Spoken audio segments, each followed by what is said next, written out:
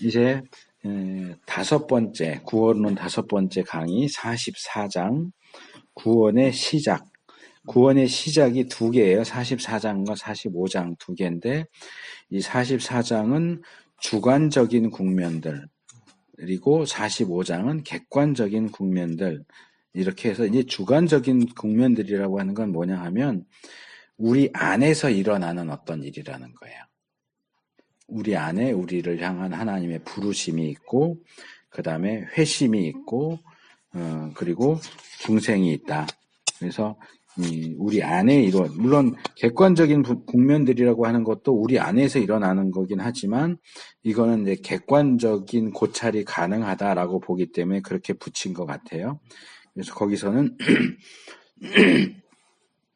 그리스도와의 연합, 그 다음에 칭의, 양자 이런 것들을 다루고 있어요.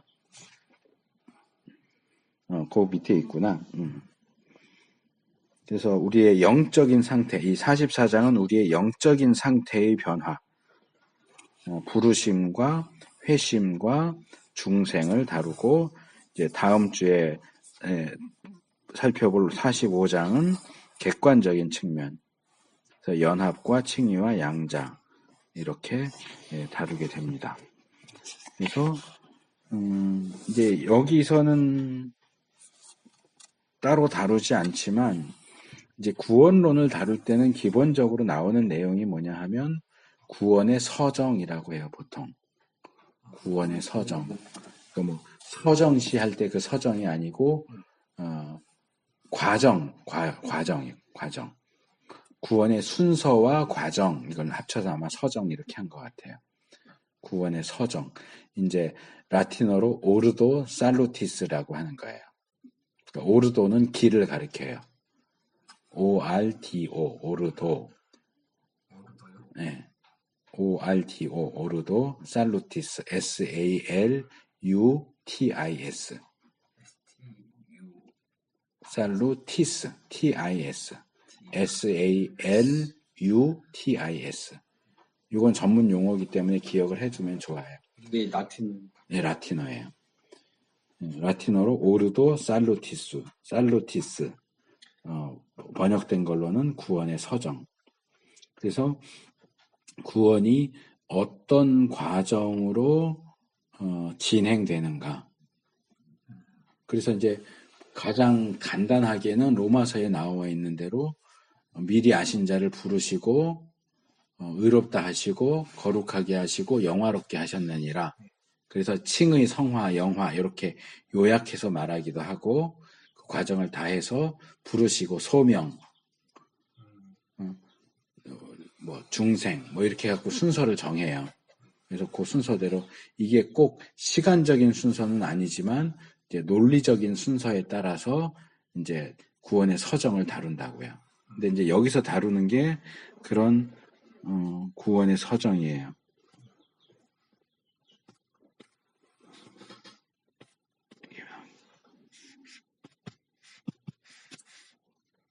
저장하는 거는 기가 아니 저기 먹어요?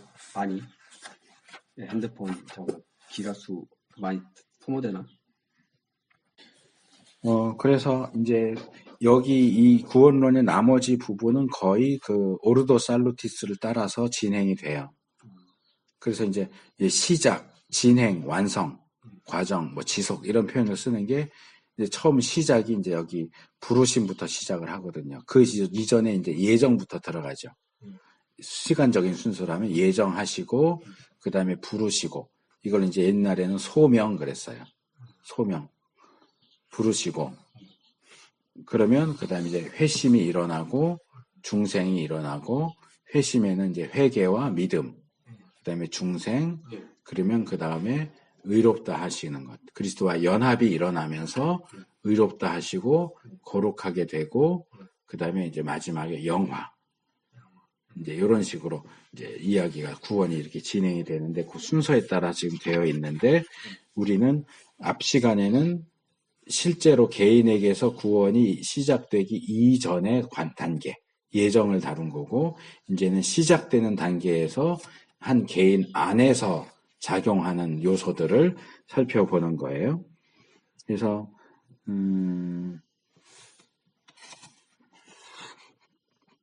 개인과 하나님 사이의 관계를 1차적으로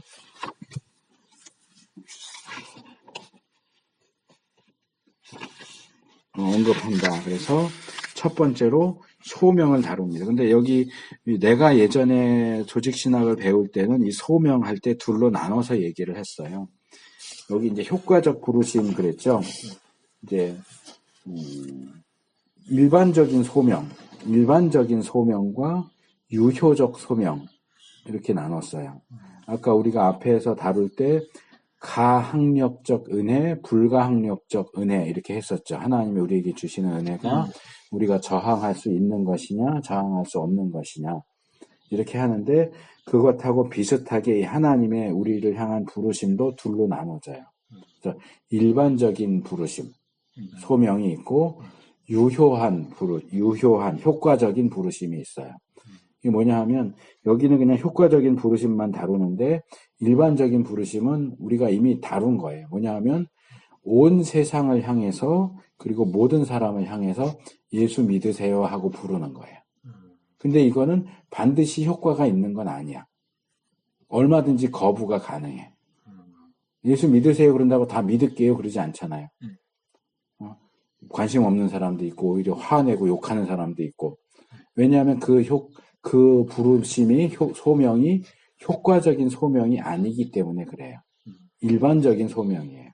그런데 효과적인 소명은 달라. 이것은 부를 때 반드시 대답을 하도록 되어 있어. 그래서 효과적인 소명이라고 말하는 거예요. 유효한, 효력이 있는 소명이다.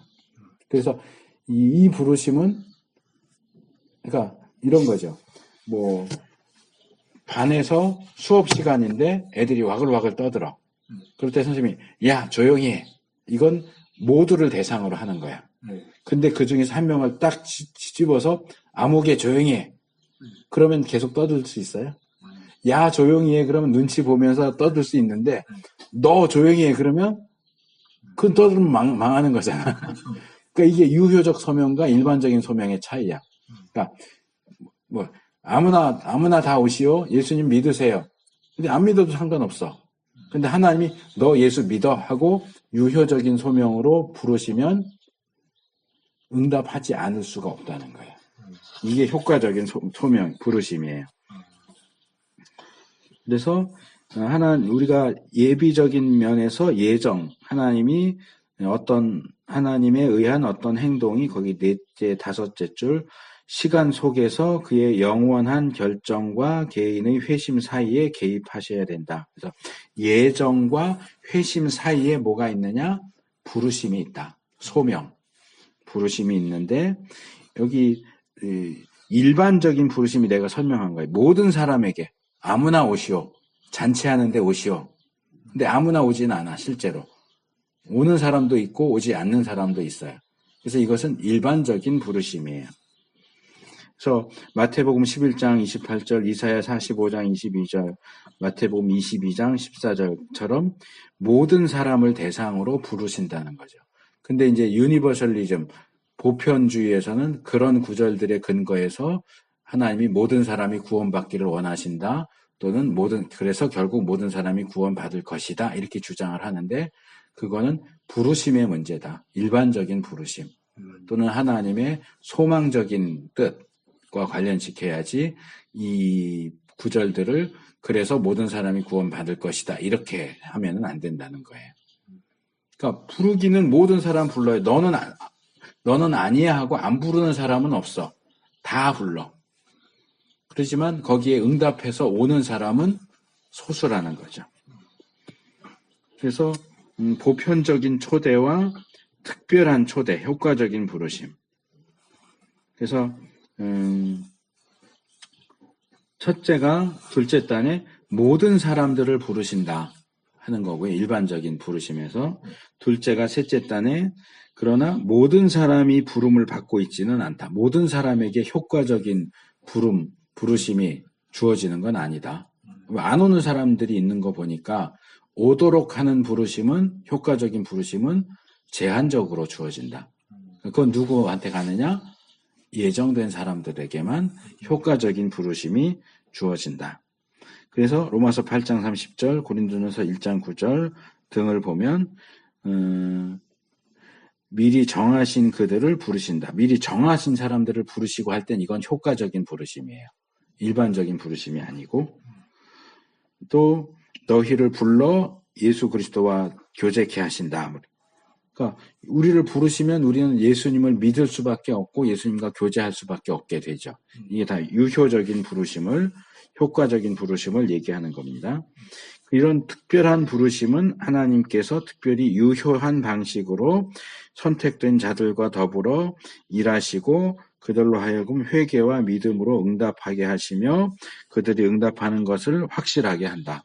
그래서 이제 처음 출발선에서 요이 땅, 이건 일본 말인데 출발, 땅, 시작 이렇게 하는 게 그 시작이 뭐냐? 부르심이에요. 그러니까 구원받은 그리스도인에게 있어서는 그것이 유효적인 부르심이 되겠죠. 그래서 이 부분도 몇 개 설명으로 나눠지는데 세 개. 첫째, 111페이지 첫째 단. 우리는 예수께서 제자들 중 좀 더 친밀한 집단이 된 사람들에게 특별한 초대를 바라시는 것을 볼 수 있다.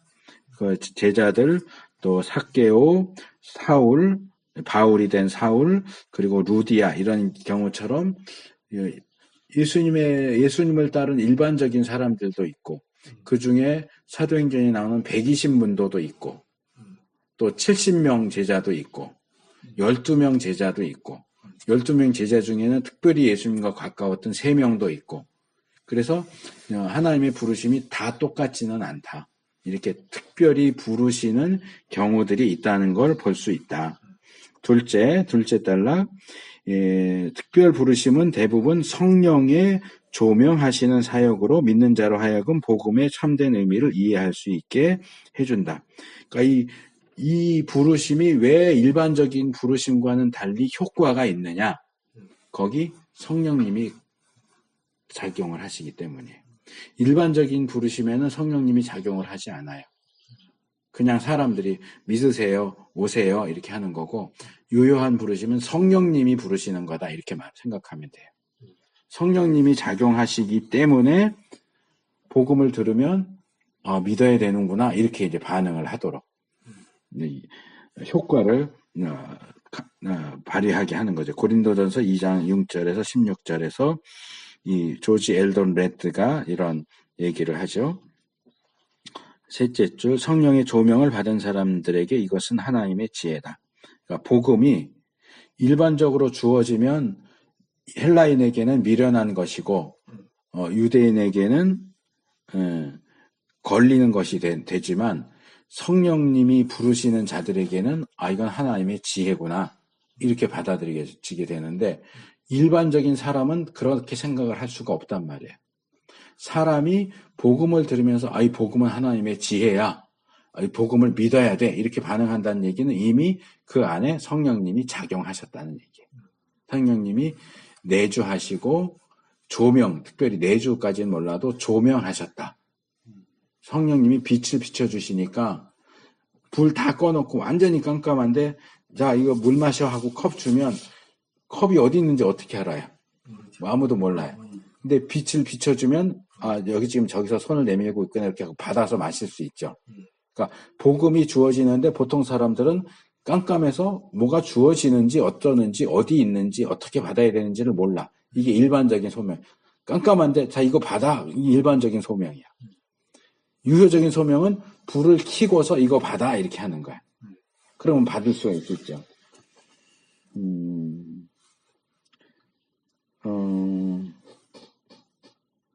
그래서 세 번째로 마지막 단락, 특별 혹은 효과적 부르심은 구원의 메시지의 특이한 표명을 포함한다.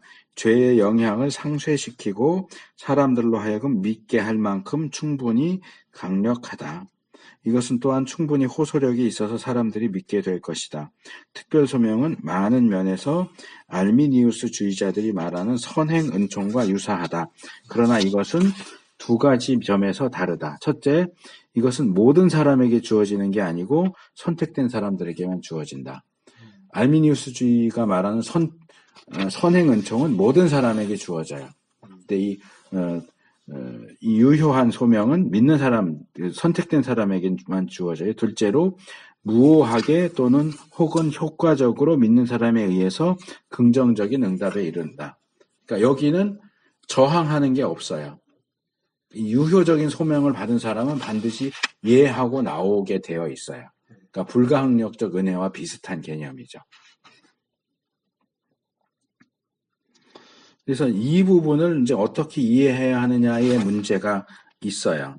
그러니까 이 소명과 회심과 중생의 관계를 어떻게 봐야 될까?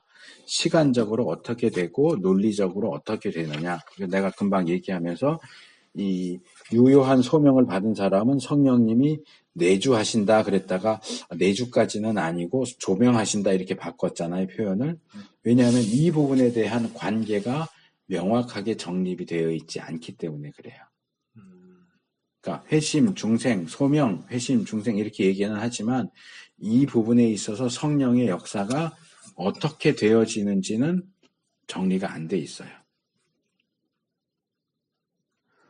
예를 들어서 구원에 대해서 일반적으로 얘기할 때 어떤 사람이 복음을 들을 때 예수님을 믿을 수 있어요? 우리가 믿지 않는 사람들을 얘기할 때 죽었다 그러죠. 뭐가 죽은 거예요? 영혼이 죽어 있어요. 믿는 것, 예수님을 믿거나 복음을 믿는 것은 영혼이 하는 작용이에요. 육신은 믿는 걸 할 수가 없어요. 그러면 유효적인 소명이 왔어. 복음이 전해졌어. 성령에 의해서 복음이 전해졌더니 그 복음에 믿음으로 반응을 해. 그러면 이 사람의 영혼이 죽어 있는 거예요? 살아 있는 거예요? 전해져서 믿겠습니다. 그러면 이 사람 영혼이 살아 있어요? 죽어 있어요?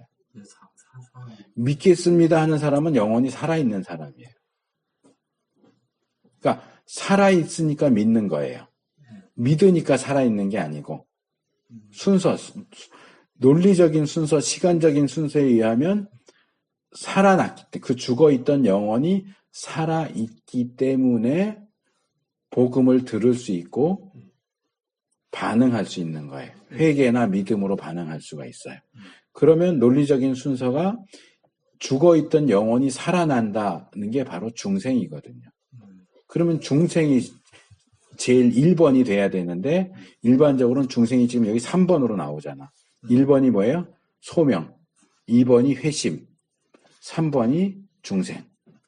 이 회심에 있는 회개와 믿음을 분리시키면 3번은 믿음.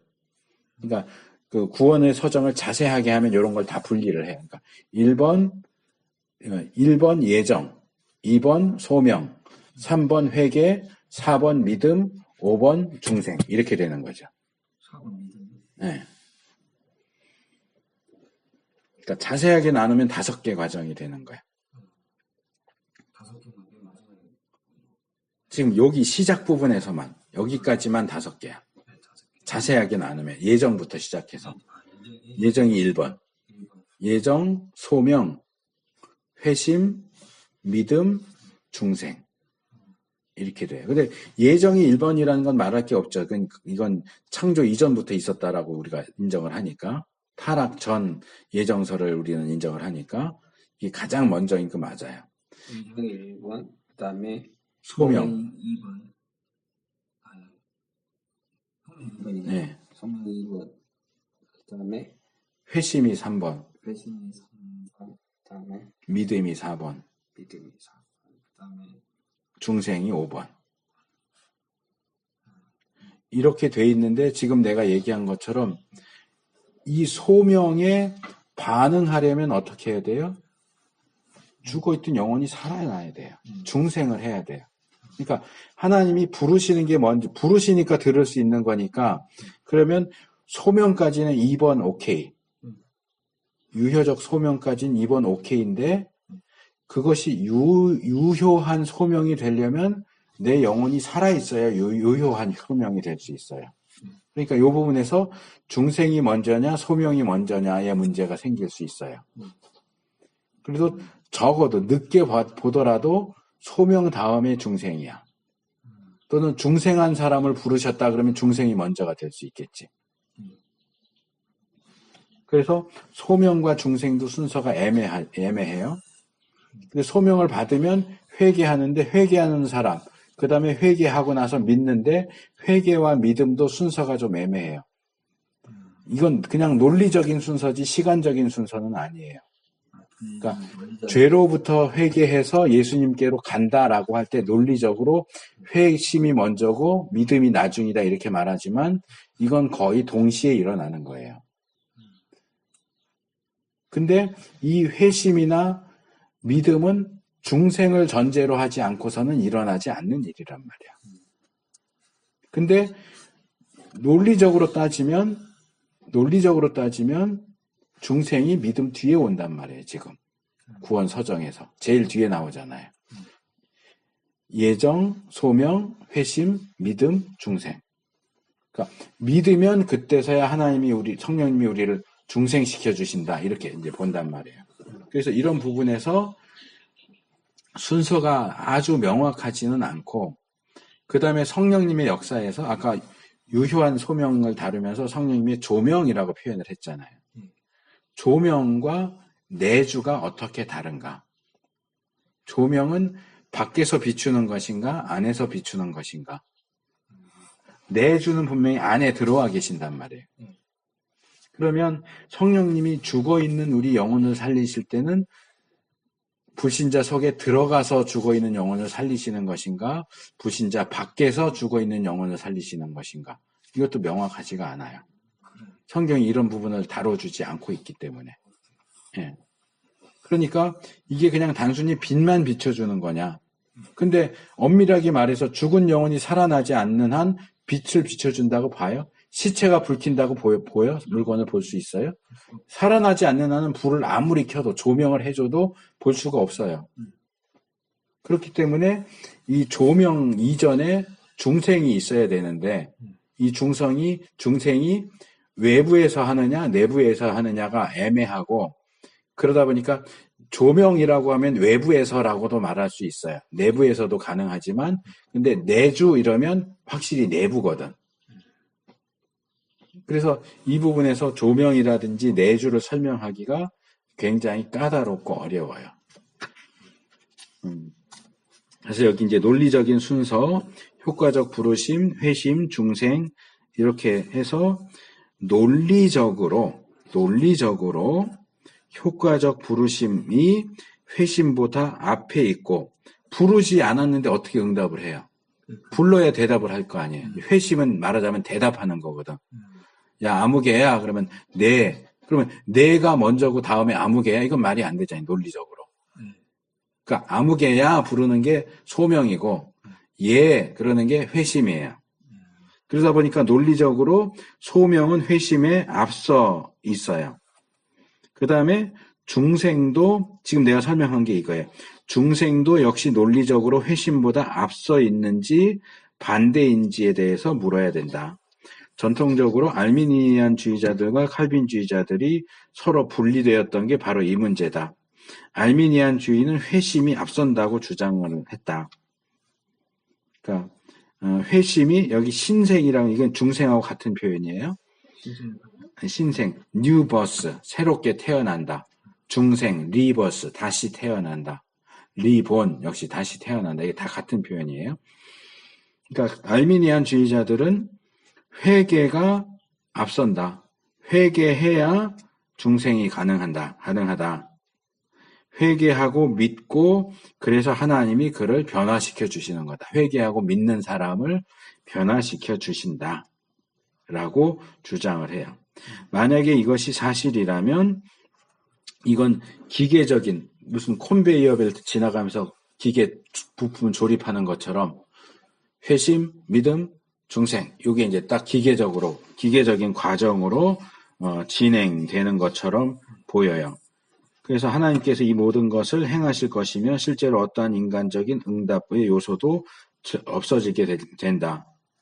그러니까 복음을 듣는 자들에 대한 회심하라는 호소는 거짓이 될 것이다. 그러니까 이 알미니안주의에 대해서 반대하는 거죠.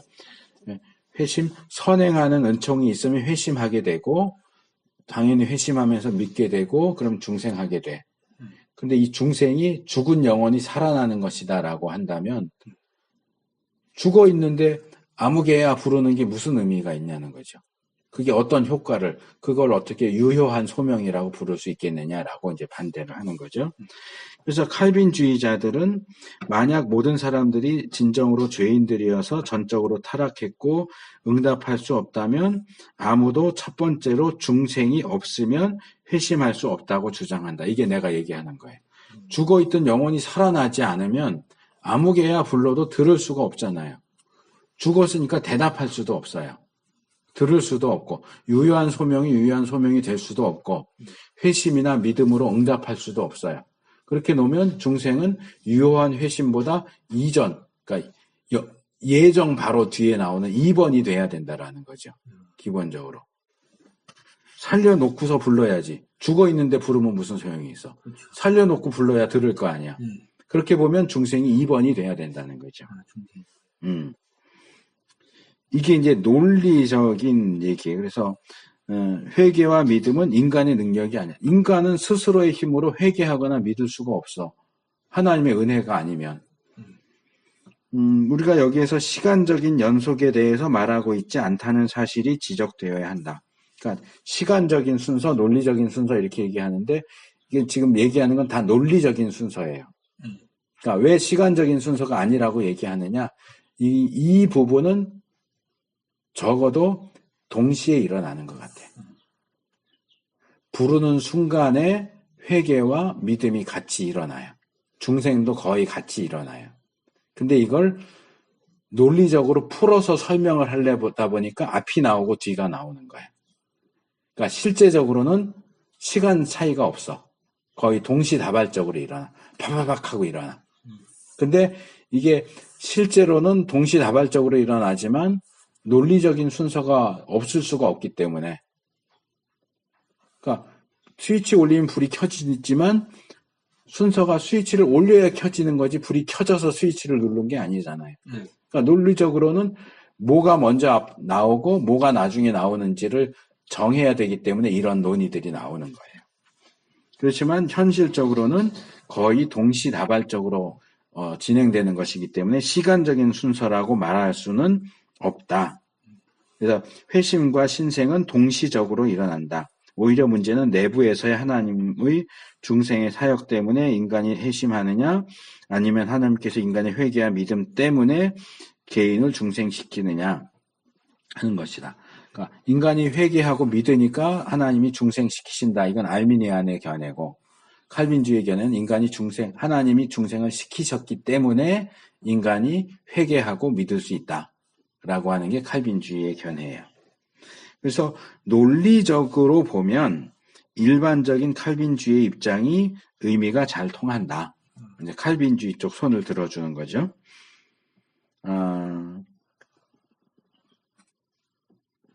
그래서 113페이지로 넘어오면 그런데도 불구하고 왜 이게 딱 결론이 나지 않고 계속 논쟁이 되느냐.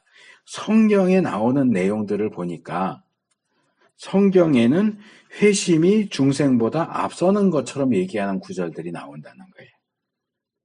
논리적으로는 중생이 먼저 나와야 되는데 성경 구절들 가운데는 회심 다음에 중생이 오는 것처럼 이야기하는 구절들이 나온다는 게 문제예요. 그 대표적인 구절들이 사도행전 16장 31절, 2장 38절이죠.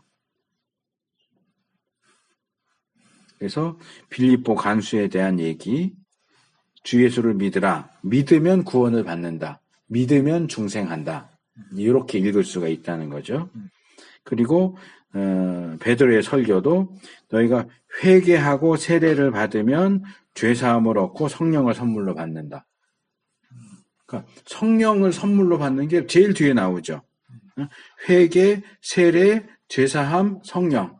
근데 성령을 안 받았는데 회개하는 게 가능해요?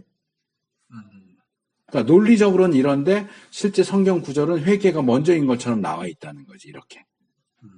회개하면 중생한다라고 이해할 수 있을 것처럼 보이는 그런 표현들이 나오기 때문에 이렇게 심지어 중생이 앞서 있는 것으로 명백히 생각하는 존 머레이도 지금 우리가 말하고 있는 신앙은 우리가 구원받은 신념이 아니라 우리가 구원받기 위한 그리스도에 대한 신뢰이다라고 말함으로써 자기 입장을 부인하는 것으로 보인다. 그러니까 중생해서 믿는 게 아니고 믿어서 중생된다 이런 식으로 이제 얘기하는 것처럼 보인다고 지적을 하는 거죠. 그러면 우리가 이 부분은 어떻게 논리적으로는 중생이 앞서는데 성경 구절들은 회심이 앞서는 것처럼 얘기하는 이 문제를 어떻게 해결해야 되겠느냐? 이제 세 번째 단락, 결론은 하나님께서 회개하고 믿는 사람을 중생시키신다는 것이다. 이게 성경에 나오는 표현을 따르자는 거지. 회개하고 믿어야 중생시킨다. 그러나 이 결론은 전적인 무능력 교리와 일치하지 않는 것으로 보인다. 우리는 이 점에 관하여 성경과 논리 사이에 분열되는가? 출구가 하나 있다. 해결책이 하나 있는데 한편으로는 하나님의 특별하고 효과적 부르심과 다른 한편으로는 중생을 구분하는 것이다. 비록 아무도 복음의 일반적인 부르심에 응답할 수 없다 할지라도 선택된 자들의 경우에 하나님은 그들이 회개와 믿음으로 응답할 수 있도록 특별한 부르심을 통하여 강하게 역사하신다. 그러니까 이 부분이 이제 조명으로 연결되는 거예요. 중생이 아니고 조명이다. 선택된 자들에게는 강하게 조명하셔서 그 중생이 되기 전에도 복음에 반응하고 회개하고 믿을 수 있게 해주신다. 그러니까 이건 분명히 칼빈주의적인 견해는 아니에요. 그래서 회심의 결과로 중생이 되어진다라고 결론을 하죠. 그렇다면 내가 볼 땐 내가 이거 읽으면서 여기다 이렇게 메모를 했어요. 이런 에릭슨의 주장이 맞다면 그러면 유효한 부르심은 예비적인 중생의 성격을 가지느냐, 중생과 비슷한 성격을 가지는 거냐. 어쨌든 영혼이 살지 않으면 반응을 할 수가 없는데 이 유효한 부르심 자체가 영혼을 살리는 것과 같은 그런 효과를 가져온다고 볼 수 있느냐. 저는 이 부분에 동의할 수 없어요. 에릭슨의 주장에 대해서. 그리고 이 부분에 대해서 이제 에릭슨은 다루지 않지만 내가 좀 추가적으로 얘기를 하자면 이제 이거는 좀 더 여긴 이제 교리적으로 회심, 소명, 회심, 중생, 믿음 이런 것들을 가지고 논하지만 그냥 조금 더 일반적인 쪽으로 확대해서 얘기를 하자면 믿음과 구원을 가지고 얘기할 수 있어요. 우리가 믿어서 구원을 받습니까? 구원을 받았기 때문에 믿습니까? 전에도 한번 얘기했던 거예요. 믿어서 구원받아요? 구원받아서 믿어요? 다시 말할게. 믿는 자가 구원을 받습니까? 구원받은 사람이 믿습니까?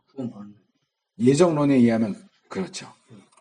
그럼 믿지 않는 사람은 구원받아요? 믿어야 구원받죠. 믿는 사람이 구원받죠. 그러면 어떤 사람이 믿느냐? 구원받은 사람이 믿어야. 그럼 말이 안 돼. 구원받은 사람이 믿고 그래서 믿은 사람이 구원받는. 이미 믿기 전에 구원받았는데 뭘 또 믿어서 또 구원받는다고 그래. 이건 말이 안 되잖아. 모순이잖아. 근데 이게 사실이란 말이에요. 그럼 왜 이렇게 모순되는 것 같은 얘기를 하느냐? 관점의 차이예요. 예. 성경에는 이 두 가지가 다 나와요. 어떤 관점의 차이냐? 구원받은 사람이 믿는다는 하나님이 보시는 관점이에요. 아까 내가 예정론 얘기하면서 전도와 관련해서 누가 믿을 건지 하나님은 정하셨지만 우린 모른다 그랬죠. 그 사람에게 누가 복음을 전할 건지 그것도 하나님은 정하셨지만 우린 모른다 그랬죠. 예정을 우리는 몰라요. 그러니까 예정이라는 부분을 우리가 모른다고 칠 때 예정에 관한 사항을 모르는 우리 인간으로서는 믿어서 구원받는 게 맞아요. 근데 예정까지 포함해서 하나님의 관점에서 보면 예정된 사람이 믿어요. 예정됐다는 얘기가 곧 구원받았다는 얘기가 되는 거죠. 구원받기로 예정된 사람이 믿어서 구원을 받는 거죠. 정리하면.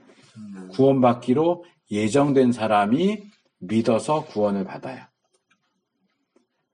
근데 하나님 편에서 보면 받기로 예정된 사람이 믿는 거고, 인간 편에서 보면은 예정됐는지 안 됐는지 우리는 모르잖아. 그러니까 믿는 사람이 구원을 받는다 이렇게 말하는 거예요. 근데 우리가 전도하면서 예정론을 어떻게 얘기해요? 이렇게 시간을 들여서 예정론을 얘기해도 2시간 가까이 해도 어려운데 복음 전도하면서 어떻게 예정론을 얘기하겠냔 말이에요. 그러니까 인간 측면에서만 그냥 예수 믿고 구원받으세요 그래요. 그리고 실제로 성경에도 예수 믿어야 구원받는다라고 나온단 말이에요. 그러니까 이게 틀린 게 아니에요. 그런데 이게 인간의 관점이라는 거지. 인간 편에서는 그거밖에 안 보여. 믿어서 구원받는다. 그런데 하나님 편에서 무대 뒤에서 보면 누가 믿느냐 그러면 예정된 사람만 믿어요. 그러니까 예정됐다라는 걸 바꿔 말하면 구원받았기 때문에 믿는다. 우리가 지금 얘기하는 유효적 소명, 회심, 중생이라는 표현을 하자면 죽어있는 영혼이 살아난 사람이 믿어요. 그러니까 살아났다는 게 뭐예요? 구원받았다는 거예요. 그게. 죽어있던 영혼이 살아난 사람, 중생한 사람이 믿음, 회개와 믿음을 할 수 있고 그 사람을 하나님이 구원해 주세요. 근데 그걸 또 중생이라고 표현을 하니까 바꿔 말하면 구원받은 사람이 믿어서 구원받는다. 그러니까 중생 받은 사람이 믿어서 중생된다. 이렇게 말하게 되면 이게 논리적으로 모순인 것처럼 보이지만 둘 다 맞는다는 거지.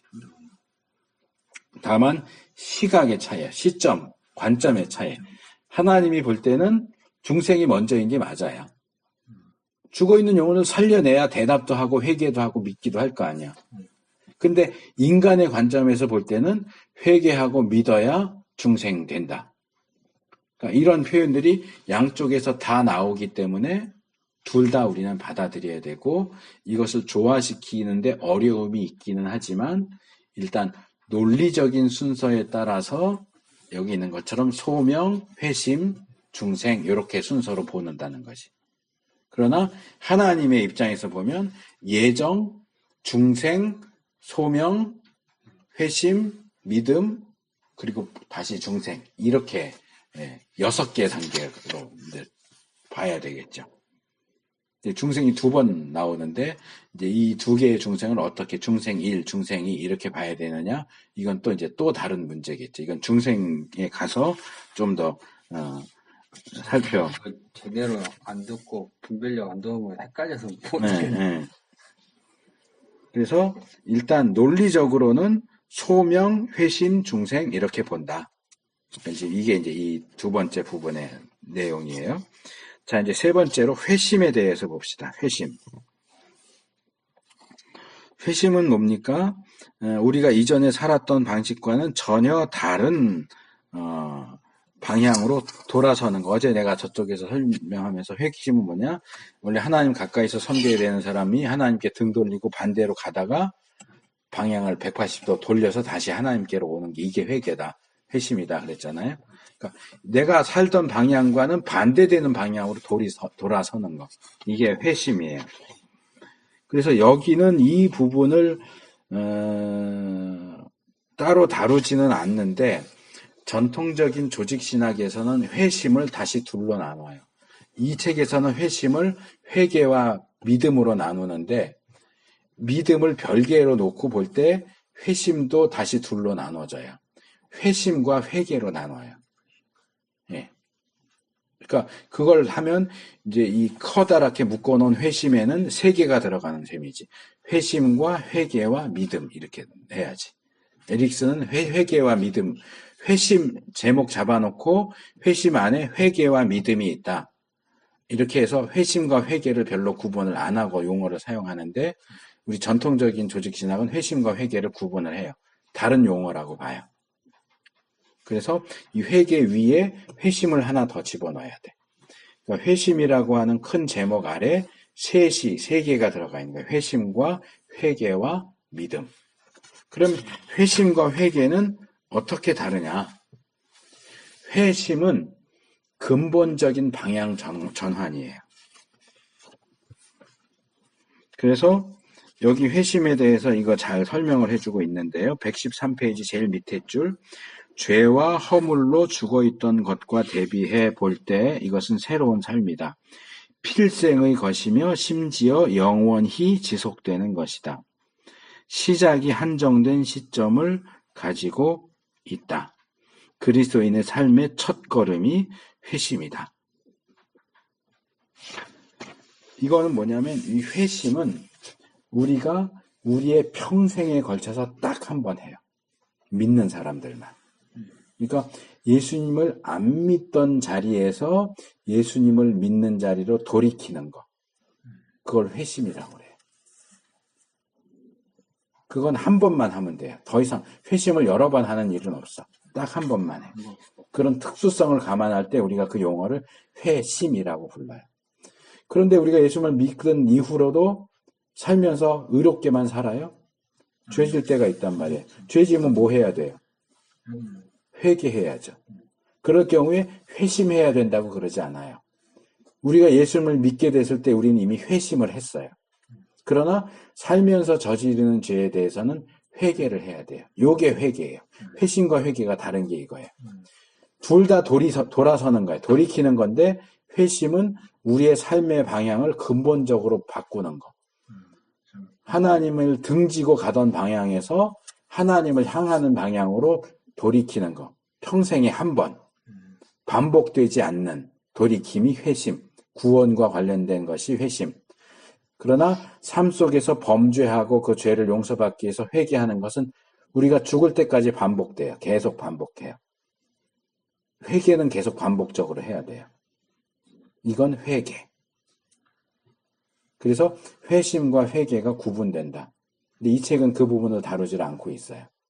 전통적인 조직신학 책을 보면 이걸 다 구분을 하고 있어요. 회심과 회개. 구분됐죠? 그래서 이제 이 부분을 좀 더 해요. 죄로부터 돌아서는다라고 하는 것에 대해서 에스겔 18장 30절, 32절, 에베소서 5장 14절, 사도행전 3장 19절 이런 것들을 얘기하면서 돌이켜라. 죄 짓는 자리에서 하나님을 반역하는 자리에서 돌아서라. 돌이켜라. 회개해라. 라고 하는 내용들이 성경에는 많이 나오고 있다. 그 다음에 마지막 단락, 회심은 회개와 믿음 두 개로 구분할 수 있다. 그렇지만 분리할 수 없다. 구분은 되는데 분리는 되지 않는다.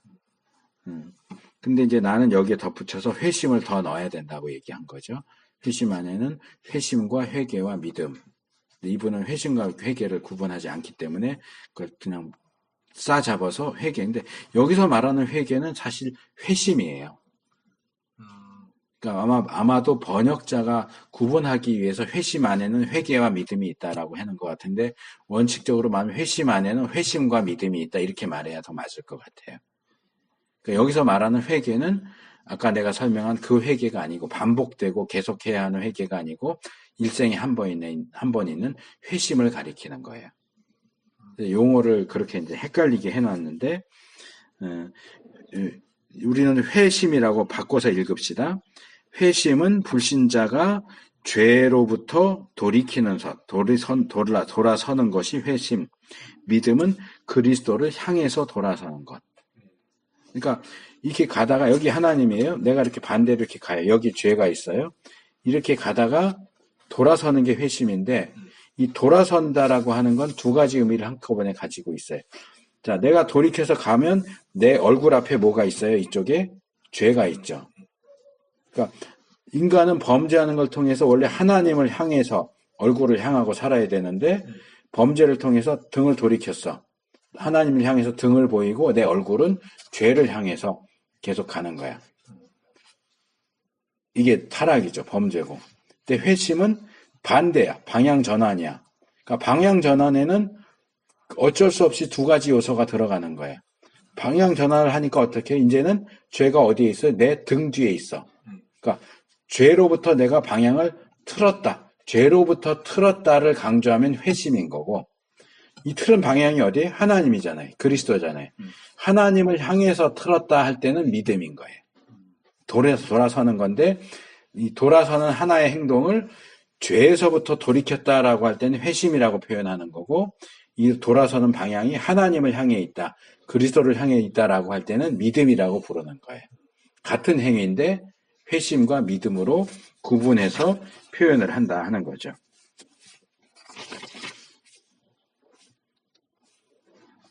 그래서 요것도 기억을 하셔야 돼요. 회심은 죄에 대해서 돌이키는 것.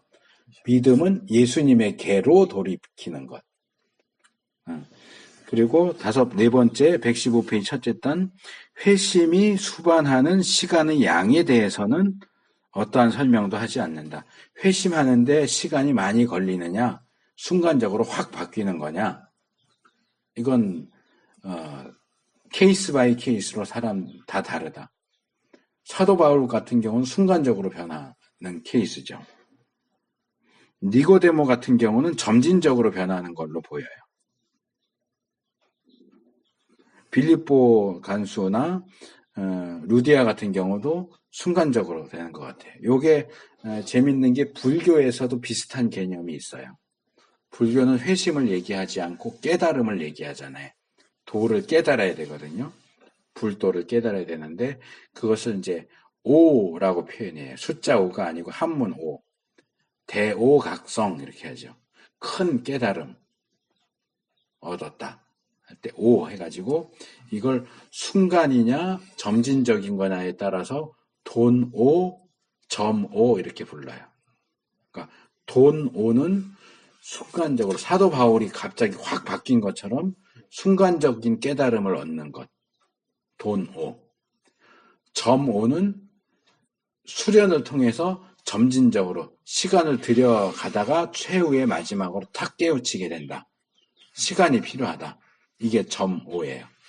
그래서 불교에서도 돈오, 점수, 점오, 돈수 뭐 이런 얘기들 논쟁, 불교 자체 안에서 그런 논쟁이 있어요.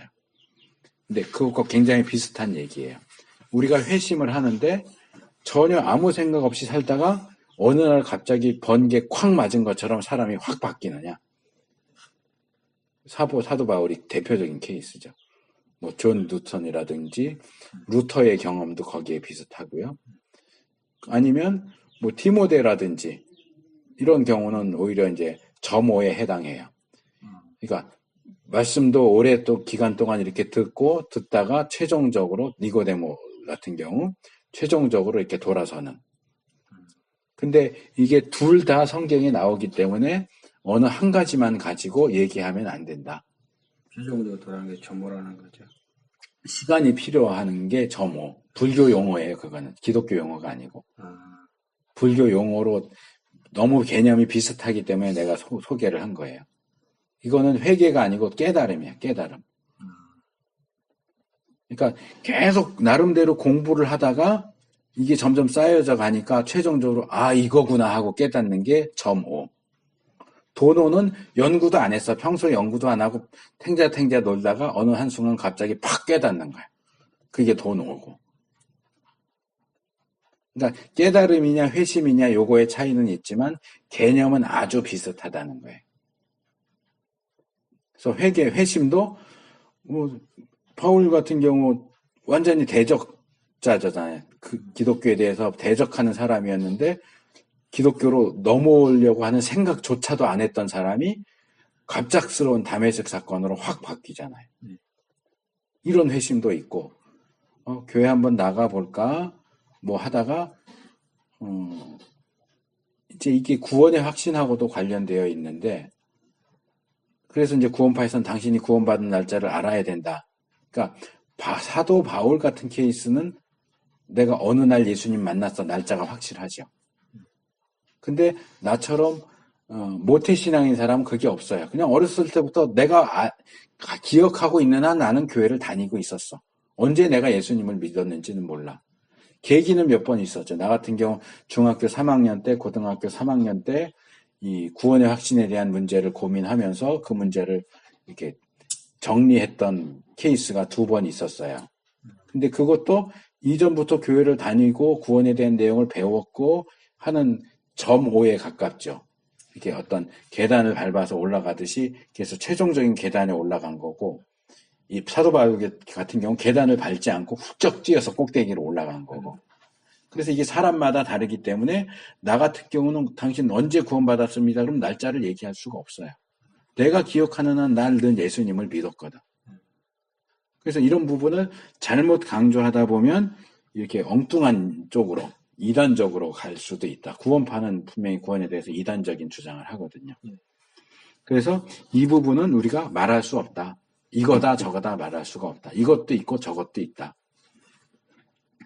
그 다음에 때때로 교회는 하나님이 역사하시는 방법들의 다양성이 존재한다는 사실을 잊고 있다. 그래서 이걸 잘못 강조하는 게 여기서는 자세하게 얘기 안 하는데 미국 개척 시대 얘기하는데 요거는 사실 엄밀하게 말하면 개척 시대는 아니고요. 어제 내가 얘기하다가 조나단 에드워즈 해가지고 미국의 1차 대각성에 대한 얘기를 했어요. 기억을 하는지 모르겠지만 미국에 있었던 부흥운동은 두 개로 나눠져요. 1차 대각성이 있고 2차 대각성이 있어요. 1차 대각성은 조나단 에드워즈에 의해서 이루어졌고 2차 대각성은 한참 뒤에 찰스 피니라고 하는 이 사람은 이 웨슬레적인 성향을 가지고 있는 사람이에요. 조나단 에드워즈는 칼빈주의자고 찰스 피니 F 발음인데 찰스 피니는 알미니안주의자예요. 조나단 에드워즈. 그러니까 1차 대각성 운동. 이게 아마 1700년, 17세기 정도 될 거고요. 찰스 피니는 18세기 정도 될 거예요. 18세기나 19세기 어간. 찰스 피니. 피아노 할 때 피에다가 니.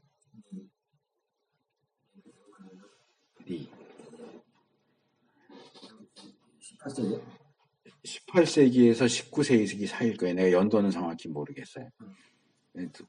어쨌든 거리가 상당히 떨어져 있는데 여기서 얘기하는 건 사실은 이 피니의 방식이에요. 그러니까 피니가 뭘 시작했느냐 하면 강단 초청을 처음 시작한 사람이에요. 그러니까 막 부흥회 할 때 설교하고 예수 믿기를 원하는 사람은 손 드세요. 우리 강단 앞으로 나오세요. 이걸 이 찰스 피니가 제일 처음 했어요.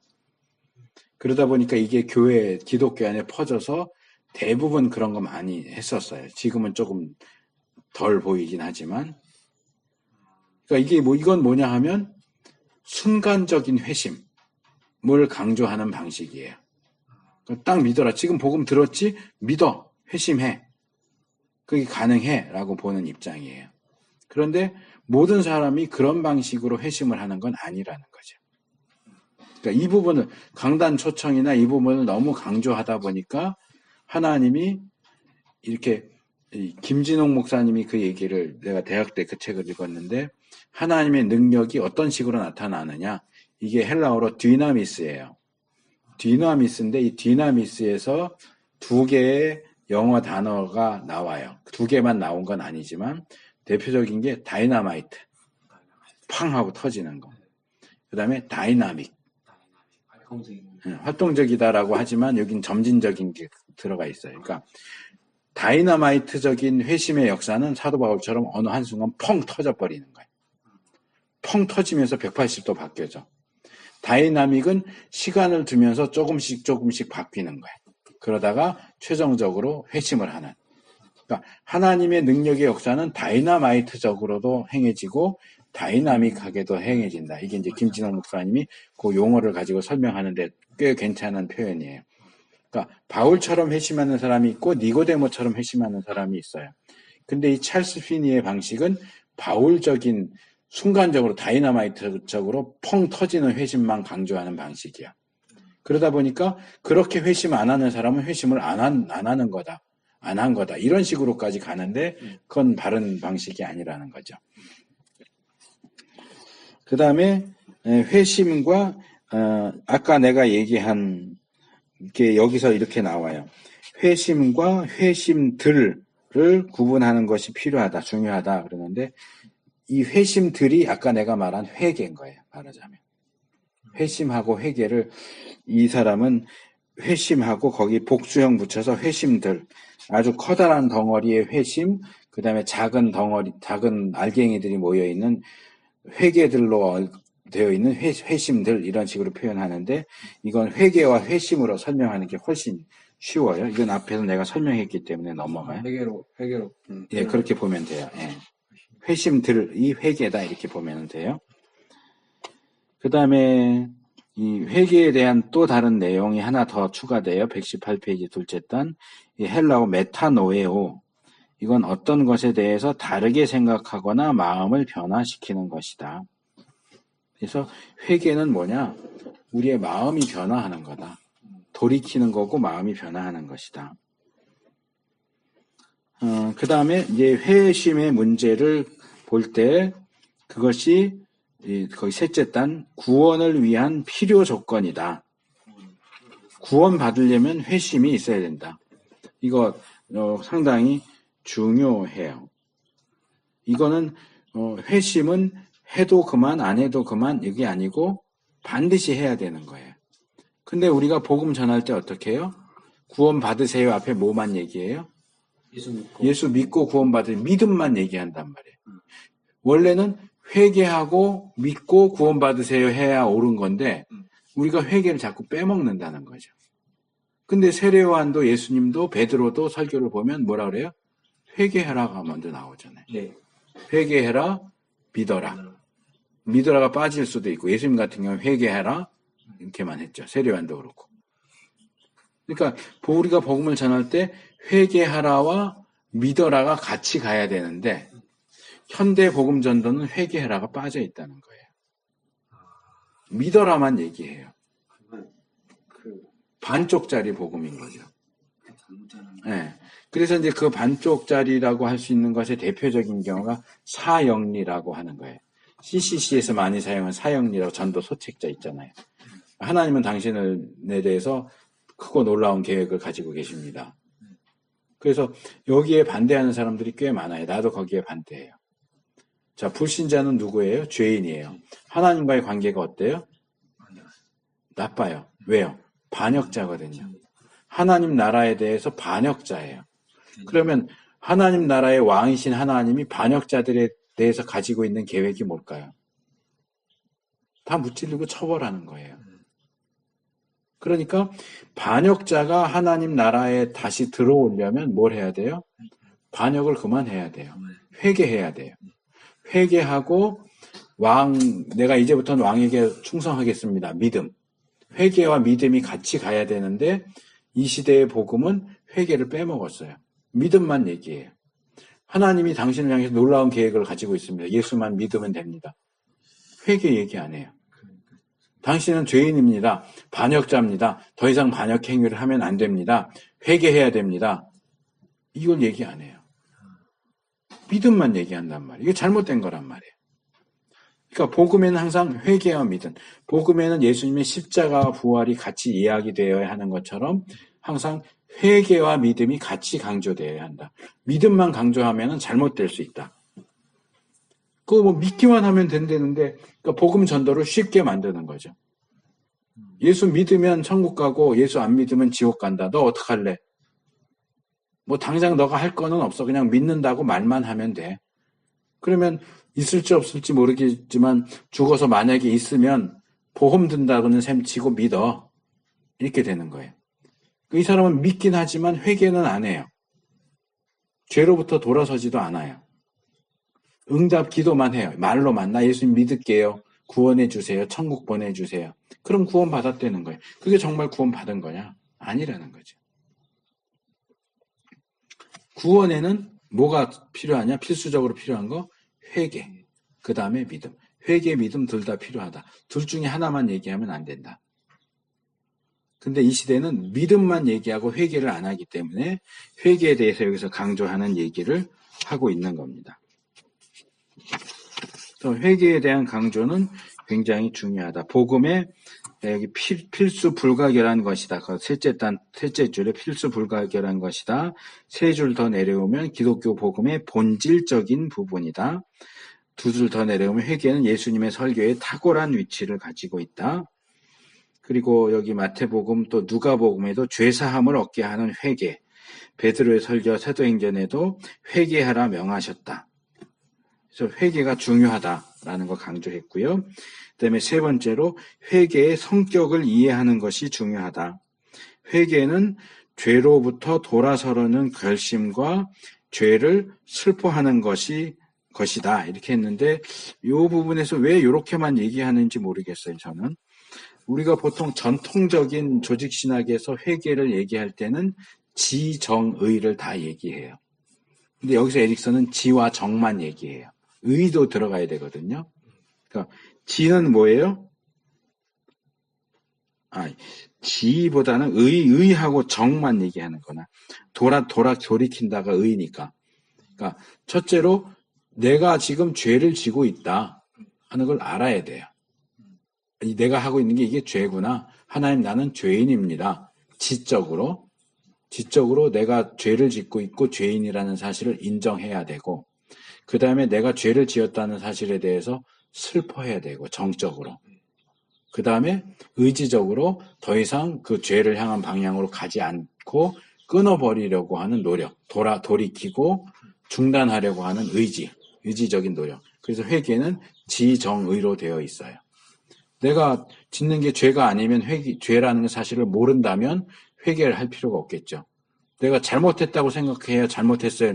나 잘못한 게 하나도 없는데 잘못했어요. 그러겠어요? 그러니까 잘못했구나를 깨닫는 게 지. 이거 내가 잘못해서 하나님을 슬프게 하고 괴롭게 해드렸구나. 내가 왜 이랬을까? 슬퍼하는 마음, 정. 난 다시는 이렇게 하지 말아야지. 이 죄 짓는 자리에서 돌이켜야지. 이게 의. 그래서 지정의가 다 있는데 여기 특별히 정과 관련해서 회개와 후회는 다르다 하는 얘기가 나와요. 그러니까 어떤 거는 회개처럼 보이는데 그거는 후회일 뿐 회개라고까지 말할 수 없는 것이 있는데 대표적인 예로 가룟 유다를 들 수 있어요. 성경에 보면 가룟 유다가 예수님 팔아넘긴 것에 대해서 뉘우쳤다 그래요. 그 회개했으면 용서받아야 되잖아요. 근데 가룟 유다 용서받았을까요? 아니요. 뉘우쳐서 뭐 했냐면 자살했어요. 그거는 우리가 볼 때 가룟 유다는 구원받지 못했다고 해야 돼요. 그렇죠? 근데 뉘우쳤는데 왜 구원 못 받았냐? 뉘우친 게 회개라고 한다면 회개했는데 왜 구원 못 받았어? 이렇게 말한다면 문제가 되겠죠. 그래서 그런 경우에 뉘우침이나 후회는 회개와 정확히 똑같은 게 아니다. 회개에서 말하는 그 슬픈 감정은 그런 일반적인 후회, 내가 그렇게 할 걸 이런 후회, 내가 왜 그랬을까, 뉘우침 이거하고는 조금 다른 측면을 가진다. 그리고 여기 이제 내가 어제 얘기했던 디트리 보네퍼 값싼 은혜, 값비싼 은혜에 대한 얘기가 여기 나와요. 그래서 우리가 이 회개의 필요성에 대한 성경의 반복적인 강조는 보네퍼가 말하는 이런 값싼 은혜라는 측면에서 강조될 필요가 있다. 그러니까 우리가 예수 믿으면 구원받아요. 그러니까 예수 믿는데 생활의 변화는 하나도 없어. 생각의 변화, 태도의 변화, 실제 행동의 변화도 하나도 없고 나 예수 믿는다고 영접기도 했으니까 나 구원받았어. 이러는 사람들 구원받았다고 인정할 수 없다는 거예요. 그 사람들은 하나님의 은혜를 값싼 은혜로 만들어버리는 거예요. 정말 예수님을 믿는다면 뭐가 같이 있어야 되느냐? 회개가 있어야 된다. 내적인 인간의 참된 변화가 있어야 한다. 회개가 없이는 믿음도 있을 수 없다. 여기 제일 밑에 줄에 제자도를 가능한 한 쉽게 함으로써 제자의 수를 늘리려는 어떠한 시도도 오히려 제자직의 자격을 약화시키는 결과로 귀착될 것이다. 그러니까 교회를 키워야 되겠고 교인은 만들어야 되겠고 많이 만들어야 되겠고 가능하면 많이 만들어야 되겠고 그러니까 복음의 커트라인을 낮추는 거예요. 구원의 커트라인을 낮춰요. 그래서 시험 봐서 60점 이하는 떨어져야 되는데 학생을 많이 들여놔야 등록금 받아서 대학이 커지겠으니까 커트라인을 30점으로 낮추는 거예요. 그러니까 자격 안 되는 사람들이 학교에 들어와요. 그러니까 이 커트라인을 낮추니까 그리스도인이라고 할 수 없는 사람들이 자기가 그리스도인이라고 착각하면서 교회 안에 들어와요. 교회가 엉망이 되는 거예요. 내가 신학에 대한 얘기도 어제 잠깐 이제 개인적으로 대화하면서 얘기했지만 목사의 커트라인 자격을 낮춰버려요. 그러니까 자격 없는 사람들이 목사가 되고, 어쨌든 나 안수 받았으니까 나 목사야, 그런다고요. 이거 문제가 심하죠. 그, 목회도 안 하는데 목사는 받겠대. 그런 사람들 너무 많아요. 우리 여기, 예배당 만드는, 예배실 만드는데 도움을 주셨던 집사님하고 이제 같이 오셨던 집사님이, 부인 집사님이 권사님이에요. 미용 일을 한 40년 하셨대요. 그래서 가끔 오셔서 나 머리도 이제 그분이 깎아주시고, 미용 봉사를 해주시는데, 지난주에 그 여기 주도적으로 오셨던 집사님이 전화를 하셨어. 왜 전화를 했냐 하면, 거기 미용실을 좀 새롭게 꾸미는 거 도와주러 갔는데, 자기 깜짝 놀랐다는 거예요. 갑자기 그 권사님이 나 사실은 목사야. 커밍아웃을 하신 거예요. 그동안 권사인 줄만 알았는데 이분이 어딘가 군소신학에서 신학을 하시고 목사 안수를 받았다.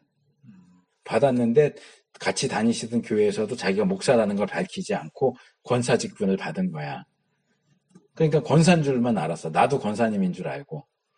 그랬는데 미용실을 새로 꾸미면서 여기를 주일날은 교회로 해야 되겠다. 사실은 나 목사야. 목사 가운도 있어. 그래서 가운도 보여주고.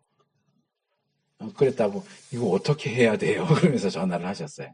그러니까 이분은 목사 안수 받았는데 목회 안 하고 미용실 한 거예요. 미용사로 산 거예요. 미용사로 살 거면 목사 안수 왜 받았느냐고. 근데 이제는 미용사로 하면서 사람들에게 복음을 전하고 그 사람들을 주일날은 그 미용실을 교회로 삼아서 거기서 예배를 드리기 시작하겠다. 이렇게 선언을 하셨대요. 그러니까 이제 목회도 하겠다는 거지. 미용사도 하면서 목사도 하겠다. 근데 모르겠어요. 내가 그분하고 자세하게 얘기를 안 해봐서 과연 이분이 목사로서 갖춰야 될 어떤 성경적인 지식이나 신학적인 이런 것들이 얼마나 가지고 계시는지 모르겠어요. 근데 이제 내가 아는 몇몇 이제 뭐 여자분들도 그렇고 남자분들도 그렇고 이제 군소신학에서 해서 목사 안수 받으신 분들은 이렇게 보면 적어도 내가 본 사람들은 실력이 현격하게 떨어져. 모자라. 정규 과정 한 사람보다는 떨어져요. 그러면 더 열심히 노력해야 되거든. 그러니까 나는 기본적으로 늦게 나이 많이 들어서 목회자로 부르심을 받은 사람이 언제 수능 준비해서 언제 그걸 하고 있어요. 불가능하잖아요. 그러니까 그런 면에서는 신학교는 필요하다고 생각해. 그러나 그 과정을 충실하게 해야 될 거 아니야. 나 같은 경우는 총신대학에서 7년, 4년 공부했어요. 신대원에서 3년 했어요. 7년이죠. THM 2년 했어요. 박사과정 3년 했어요. 12년 했어요. 그런 내 입장에서 볼 때 2년 마치고 목사 됐다. 얼마나 뭐가 갖춰졌겠어요. 형제도 지금 배워도 이렇게 가르쳐도 대부분 잊어버리고 이해가 안 되고 막 머리 뽀개질 것 같고 이러잖아요. 예. 근데 또 보면은 뭐 형제가 지금 둘이 있으니까 그렇지만 여러 명의 학생들이 있으면 또 뭐라 그래요? 교수님 봐주세요. 대충 하고 넘어갑시다. 은혜롭게 합시다. 시험 깐깐하게 본다고 그러면은 문제수 줄여주세요. 내가 지난번에 서울 말고 인천에 강의하는 거기 학교도 내가 성경 해석 학사를 하면서 12번을 획득했거든요. 그래서 12가이기 때문에 문제를 12개를 냈어. 12개 문제, 기말고사 문제 12개입니다. 그랬더니 뭐라 그런지 알아요? 3문제만 내주세요. 그래. 3문제로 줄여달래. 다 나이 먹고 기억도 안 하고 어려운데 다른 과목들도 해야 되고 그 다른 과목도 다 해야 목사가 되는 거지. 그럼 안 하고 목사 되려고 그래요? 그러니까 그 과목들을 벅차니까 대충 하고 넘어가려고 그래. 점수도 그렇고 시험도 그렇고 숙제도 그렇고 공부도 그렇고 다 대충 떼워서 넘어가 놓고 목사 안수는 받겠다 그러고 안수해주면 나 목사야. 나 배울 거 다 배웠어. 다 배우기는 뭘 다 배워. 평생을 배워도 못 배운 게 신학이에요. 근데 이제 예전에 이병일 교수님이라고 조직신학 가르치시던 분이 지금 대구인가 내려가셨는데 그분이 종종 다시 올라왔어요. 백석으로? 네. 어떻게 들었어요? 강의 작년에 하러 한번 오셨다 그랬지? 예, 그때 우리 아픈 목사님이 들어와서 강의 좀 백석으로 다시 왔어요? 일하고 있는데 그런 상황이었어요. 못 들었어. 그 얘기. 그게 이게 11월 달인가? 10월 달인가? 작년? 네, 작년 그쯤에. 그랬구나. 네. 잘 됐네. 그리고 그분이 이제 여기 공부하는 학생들이나 졸업한 목사들한테 되게 신랄하게 말했다고요. 계속 배워야 된다. 건방지게 다 배웠다 그러지 마라. 아유, 그건 그랬거든요. 이제 그만. 네. 근데 그런 얘기하는 사람들 많아요. 되게 많아요. 그러니까 12년 공부한 목사나 2년 공부한 목사나 어쨌든 다 목사잖아. 그거를 그렇게 연결시켜갖고 서브한다. 그건 말이 안 되는 거지. 그러니까 꼭 오래 했다고 다 잘 되는 건 아니지만 또 꼭 정규 과정을 한 사람이 군소신학한 사람보다 반드시 뛰어나다 이렇게 말할 수도 없어요. 내가 볼 때는 정규 신학해도 모자란 사람들 참 많아요. 근데 어쨌든 지금 늦게 했고 열악하고 그러면 더 열심을 내야 되는데 다 대충 하려고 그러고 목사는 안수는 받겠다고 그러고 이거는 말이 안 된다는 거예요. 하나님 앞에서 그러면 안 된다는 거죠. 그래서 나도 뭐 상당히 깐깐하게 하는 편이긴 하지만 그래도 어느 정도는 그래도 이렇게 조금 유두리 있게 하려고는 하지만 그래서 이번에도 내가 10문제 하는데 6문제만 하라 그래. 뭐 시간도 이렇게 뭐 전혀 안 되는데 어떡해. 그래서 어느 정도까지는 하지만 그냥 뭐 제대로 안 해도 봐준다. 이거는 나는 안 된다고 생각해요. 내가 늘 강조하는 게 군소신학을 해도 제대로 해라. 제대로 공부하고 제대로 배우고 목사로서 갖춰야 될 걸 다 갖추고 나서 목사 안수를 받든지 사역을 하든지 하지 대충 하고서 목사 되려고 하지 마라. 네, 좀 안 돼요. 그래서 이렇게 목사도 커트라인을 낮추면 이런 문제가 생기고 신자도 그리스도인도 커트라인을 이렇게 낮추면 문제가. 그러니까 교회 맨 사고 치는 사람들 보면 다 교회 다니는 사람들이야. 신자고 장로고 목사고 사회적인 문제 일으키고 범죄 행위하는 사람들 알고 보면 다 교회 다녀. 왜? 뭐가 문제예요? 커트라인을 낮춘 게 문제예요. 커트라인을 회복해야 돼요. 예. 회개가 강조되어야 하고 제대로 된 사람들에게 직분을 줘야 돼요. 장로도 돈 많은 사람 세울 게 아니고 장로 자격 갖춘 사람에게 장로를 세워야 되고 권사도 권사 자격 있는 사람. 그래서 교회 안에 뭐 명예권사 이런 거 있잖아요. 명예권사 헌법에도 나와요. 교회의 직분은 명예직은 없다. 권사가 뭐 하는 직분인지 알아요? 성도들 신방 다니면서 도와주는 직분이에요. 근데 나이가 60 넘어가지고 걸어 다니지는 또 못하는 사람을 권사로 세우면 어떡해? 돌아다니면서 성도를 돌봐야 되는 직분이 권사인데 돌아다니지 못하는 사람을 권사로 세우면서 그 일을 못하니까 명예를 붙였어 거기다가. 명예권사. 나이는 많은데 집사라고 부르기는 뭐하고 권사 일을 할 수는 없고 그러니까 직분만 명예권사를 붙이자. 왜 그럴까? 그 사람 붙잡으려고 그러는 거예요. 그리고 직분 줬으니까 헌금 더 해라. 봉사는 못하잖아. 몸이 아픈데 어떻게 해? 그러니까 헌법에도 금지하고 있는 명예를 붙여서 명예권사, 명예장로, 명예집사. 이거 교회가 아주 잘못하는 거예요. 저도 많이 깨달은 건데 아이고 어렵기도 어렵지만은 이게 분량이 엄청 많은데 제가 이렇게 마음이 많이 부담이 돼요. 솔직히 이렇게 갖고 나와가지고 계속 많이 깨달았거든요. 이거는 뭐 위가 됐든 아래가 됐든 절대 하나님 앞에서는 어디를 가서는 그 잘난 척을 뭐 이런 거 성경 말씀이 그냥 오직 하나님만 내세울 것밖에 없지 예수님밖에 없지 우리는 없다고.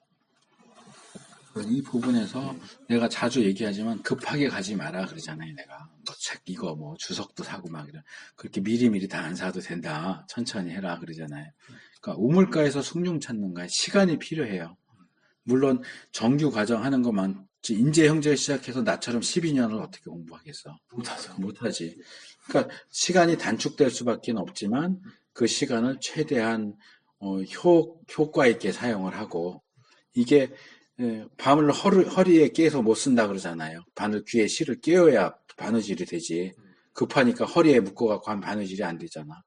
그러니까 시간을 두고 과정들도 차근차근 밟아가고 목사 안수 일찍 받을 생각하지 말아요. 아예 안 과정을 가요. 맞춰도 조금 더 공부도 좀 더 하고 그러면서 안수는 좀 늦게 받아도 되니까 그래도 자타가 나 스스로도 그렇고 남이 볼 때도 그래도 당신은 뭐 군소신학 했어도 목사로서 그렇게 손색이 없어. 이 정도 갖춰지면 그러고 목사를 해야지 그냥 과정만 후딱 맞춰 한 2년 뭐 3년 맞춰놓고 금방 목사 어떤 데는 3개월 만에도 줘요.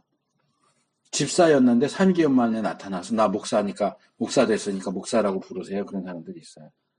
그러니까 이게 그건 그러면 안 되는 거예요. 그 아까 이제 교수님 말한 같이 왜 그렇게 끝나고 그렇게 막 하고 했을 때 마무리했을 때 타협지로 가면은 누구를 어떻게 인도하고 가르치고 그 사람들을 말씀을 복음을 어떻게 선포할 것이며 그 복음에 대한 진리가 어떻게 처음에 어떻게 시작되고 그런 과정을 다 설명해야 되는데 안 되잖아요. 그게 안 되니까 남의 설교를 베끼는 거야. 그렇죠. 정규과정 한 사람들도 그게 안 되니까 남의 그걸 베끼는 거야.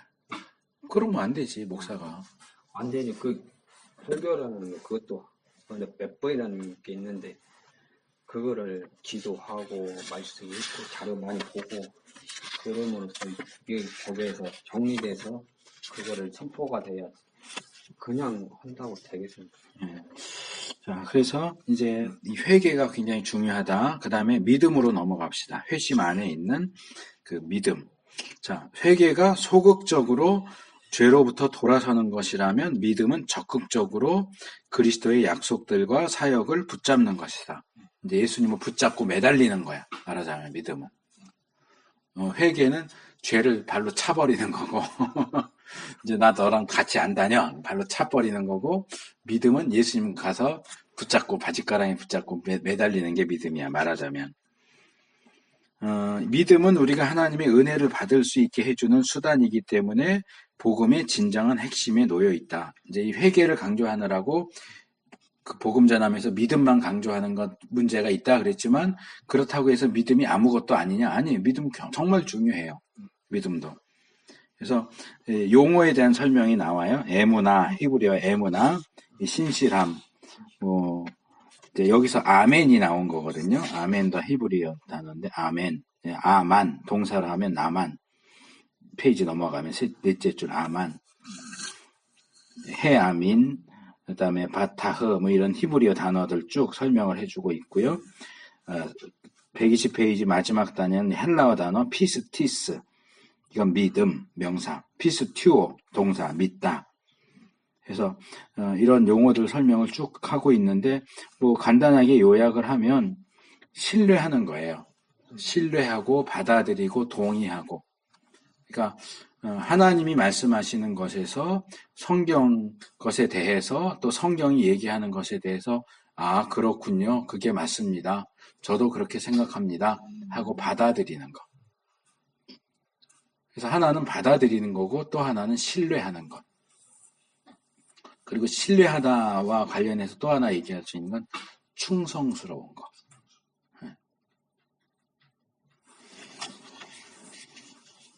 이게 이제 믿음에 들어가 있는 복합적인 의미입니다. 인정하고 받아들이는 거, 그 다음에 신뢰하는 거, 그 다음에 충성스러운 거. 이게 다 믿음이라는 단어 안에 포함되어 있는 의미예요. 그 다음에 이제 이 피스티오나 피스티스가 전치사 n이나 에이스와 함께 사용되는 에피도 사용되고 이게 121페이지 중간에 n 나오고 그 밑에 에이스 나오고 셋째 단에 에피라는 전치사. n은 영어의 in이고 에이스는 into, 에피는 upon, 위, 뭐 그런 뜻인데 이제 인격적인 존재, 인격적인 예수님을 나는 너를 믿어 그럴 때 영어로는 기본적으로 believe 쓰지만 사람에 대해 쓸 때는 believe in 그렇게 써요. in을 써요. 여기 n이 있는 것처럼. 우리가 예수님을 믿는다면 believe Jesus 안 하고 believe in Jesus 이렇게 인격적인 존재를 가리킬 때는 이제 그런 비슷한 내용들을 설명하는 거고요. 122페이지 넘어오면 구원에 필요한 믿음의 형태는 그것을 믿는 것과 믿거나 동의하며 신뢰하는 것을 다 포함하는 것으로 볼 수 있다. 믿는 것, 동의하는 것, 신뢰하는 것. 여기 난 하나를 더 추가했어요. 충성하는 것. 변하지 않고 계속 그 태도를 유지하는 것. 그것도 믿음이라는 단어에 들어가 있는 의미예요. 그래서 동의와 신뢰 이 두 가지를 함께 생각하는 거 필요하다. 개신교 스콜라주의에서는 동의만을 믿음으로 봤어요. 이제 지식을 강조하다 보니까 그 지식을 인정하면 믿는다라고 보지만 그것은 인격적인 것이 아닐 수도 있어요. 실천적이지 않을 수도 있고. 그렇기 때문에 이 신뢰한다, 충성스럽다 하는 측면도 함께 살펴볼 필요가 있다. 그 다음에 세 번째, 둘째 단, 때때로 믿음은 이성과 대조되며 확증할 수 없는 것으로 묘사된다. 근데 거기서 세 줄 내려오면 믿음이 지식의 형태이며 이성에 반하는 것이 아니라 이성과 제휴하여 역사한다. 요게 이제 우리 기독교 신학의 입장이에요. 특별히 기독교 조직 신학이 바로 이거예요. 우리 믿음의 대상인 성경 말씀을 이성적으로, 논리적으로, 조직적으로 제시하자는 거죠. 그러니까 우리 기독교 신앙은 광신이 아니야. 미치듯이 믿는 게 아니고 맹신, 눈 멀고 그냥 무조건 좋다고 쫓아가는 그런 신앙이 아니고 이성적인 신앙이다. 네. 그래서 이제 어제도 내가 얘기한 것 같은데 평신도들 가운데 또는 목사들 가운데도 있는데 이런 교리나 신학에 대해서 부정적인 태도를 취하는 사람들이 많아요. 그거는 이론일 뿐이고 사람들이 만들어낸 거 아니냐. 믿는 게 중요하지 실천이 중요하지. 아니 그렇지 않아요. 어제도 지적한 것처럼 성경적인 지식은 이론과 실천이 같이 가는 거예요. 실제가 없으면 제대로 아는 게 아니란 말이에요. 믿음도 마찬가지예요. 우리가 뭘 믿는지를 알아야죠. 제대로 알고 알아야 제대로 믿어요. 그걸 흔히 그냥 농담하듯이 덮어놓고 믿는다 그런다. 성경을 덮어놓고 책 덮어놓고 믿어. 이 책이 무슨 내용인지도 모르고 그냥 덮어놓고 에릭슨이 얘기했으면 무조건 맞을 거야. 근데 내가 지금 강의하면서도 얘기하지만 이 부분은 잘했다, 이 부분은 난 동의할 수 없다, 이 부분은 틀렸다 그러잖아요. 덮어놓고 믿으면 안 되는 거예요. 세계적으로 유명한 학자라도 다 옳은 건 아니거든. 그 성경은 물론 다 옳은 말씀이지만 그걸 덮어놓고 무조건 옳아 그러지 말고 이게 왜 그런가를 따져야죠. 이성적으로. 하나님 우리에게 이성을 주셨고 그것을 활용해서 성경을 보고 하나님을 믿기를 원하시기 때문에 이런 믿음을 이성과 반대되거나 믿음은 이성적인 게 아니야. 그냥 무조건 믿고 따라와. 묻지 마. 따지지도 말고 묻지도 말고 무조건 따라와. 시키면 시키는 대로 해. 이거는 올바른 믿음에 대한 가르침이 아니라는 거죠. 그래서 조직신학이 바로 성경을 그렇게 이성적으로 잘 풀이해주는 그러한 과정이다 하는 것. 그 다음에 하나 더 추가하면 123페이지 마지막 단, 이런 믿음이 이 하나님의 부르심에 대한 인간의 응답이다. 응답이 회심과 믿음이다 이렇게 했지만 더 깊이 파고 들어가면, 그러니까 하나님의 시각에서 보면 이 믿음도 하나님의 선물이다. 하나님이 우리에게 믿게 해주시지 않으면 우리는 믿을 수 없다. 믿음도 하나님의 선물이다. 회개도 사실은 하나님의 선물이다. 하나님이 회개하게 해주시지 않으면 우리는 회개할 수 없어요. 믿음도 하나님이 믿도록 해주시지 않으면 믿을 수 없어요. 그래서 이 구원은 다 하나님의 은혜로 받는다라고 하는 게 바로 이런 부분이에요. 예정하시고 속죄를 이루어 놓으시고 우리의 죽은 영혼을 살려주시고 부르시고 회개하게 하시고 회심하게 하시고 믿게 하시고 다 하나님이 하시는 거예요.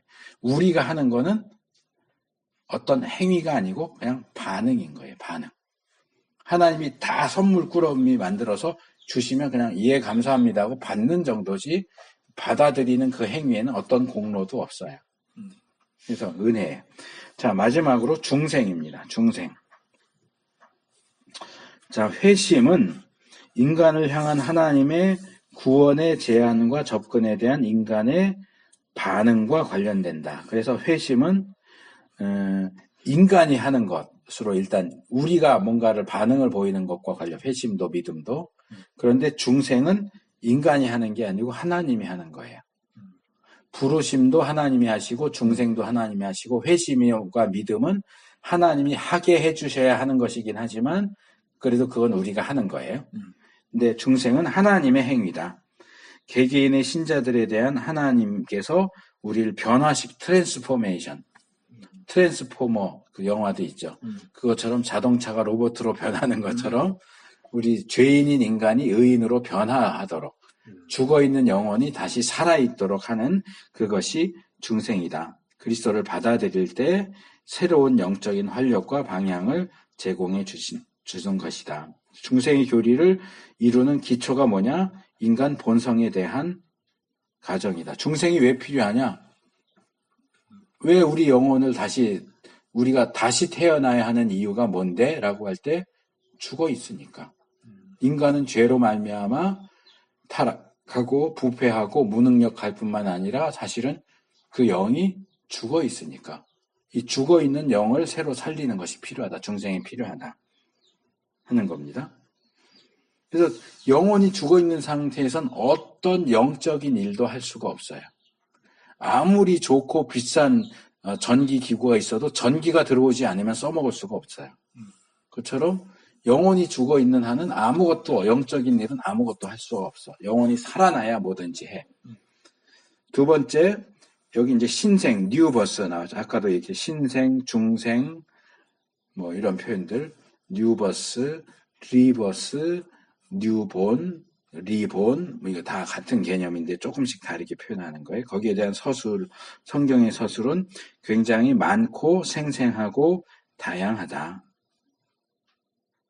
그래서 에스겔서에 보면 새 마음을 주신다. 새 마음을 주시고 새 영을 주신다. 이게 이제 중생에 대한 구약적인 표현. 신약에서는 여기 팔린 게네시아, 여기 용어를 가지고 설명해요. 여기 팔리라고 했는데 이거 발음을 잘못했어요. 이 뒤에 감마가 2개 붙을 때는 앞에는 이응 발음이 나요. 여기 팔리 게네시아가 아니고 팔링, 예, 링, 이응 받침. 네. 팔링 게네시아 이렇게 읽어야 맞아요. 이거 발음 여기 다 틀리게 써놨어. 헬라어를 잘 모르는 것 같아. 그래서 이 단어에 대한 설명, 마태복음 19장 28절, 디도서 3장 5절, 새롭게 한다는. 중생은 뭐냐? 새롭게 하는 거다. 우리를 새롭게 한다. 밑에도 팔링 게네시아. 그래서 중생에 대한 가르침 요한복음 예수님과 니고데모와 대화하는 장면에 거듭난다. 이 거듭을 한문으로 중자, 무거울 중자를 써서 중생 이렇게 부르는 거예요. 다 같은 얘기예요. 거듭난다. 다시 태어난다. 위로부터 태어난다. 물과 성령으로 태어난다. 그러니까 이 중생은 인간의 능력으로는 안 되는 거고 하나님만이 하시는, 특별히 성령님이 하시는 역사다. 그 다음에 그 밑에 딸락 내려오면 네 번째로 이 중생은 성령으로 나는 것이다. 성령께서 성령의 역사로서 새롭게 태어나는 것이 중생이다. 그 다음에 크게 세 번째로 이 신생의 관념이 나타내는 예들을 열거하는 것은 쉬운 일. 왜 성경에 많이 나와 있으니까. 그러나 그 의미를 확인하는 것은 어렵다. 중생이 정확하게 뭘 가리키는 거고 어떻게 되는지는 알기가 어려워요. 니고데모도 이 중생에 대한 가르침을 어렵다고 그렇게 하잖아요. 근데 예수님이 니고데모와 대화하시는 가운데 이런 성령의 사역을 바람과 같다라고 얘기하죠. 바람과 같다. 그래서 어디에서 와서 어디로 가는지는 모르는데 바람이 지나가면 안다. 왜? 결과를 통해서. 이렇게 지나가면 나뭇가지가 이렇게 흔들면 이렇게 바람이 이렇게 이쪽으로 부는구나 알 수 있듯이 성령의 역사는 결과를 통해서는 알 수 있지만 어떤 방식으로 역사하시는지는 우리가 알기가 힘들다.